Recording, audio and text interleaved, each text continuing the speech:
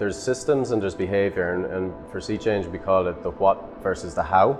The what's very important. It builds trust essentially. So and that comes down to systems like what safety systems are in place. Have you risk assessed? Do you have the compliance documentation? Do you have SOPs? They're all very, very important.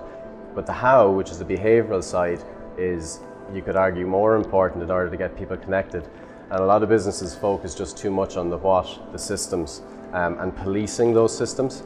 And the danger with that is oftentimes over time people can actually resist the safety message because it becomes a tick box exercise.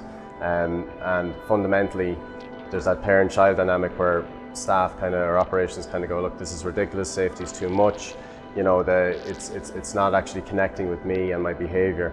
So the how is all around, well, what actually are people doing from a behavioural point of view? How do they feel about safety and the culture? Do they think that they're connected to it? Do they feel valued in terms of the ownership of safety? So that's the split. And as I said, a lot of companies would focus too much on the what.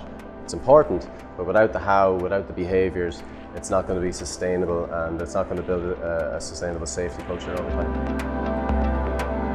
One thing, for example, would be that compliance documentation, so things like safety statements, SOPs, how can they be communicated more effectively? That would be one tip. Can they be visualized, for example? Can they be up in local areas where people can connect with it in a real way?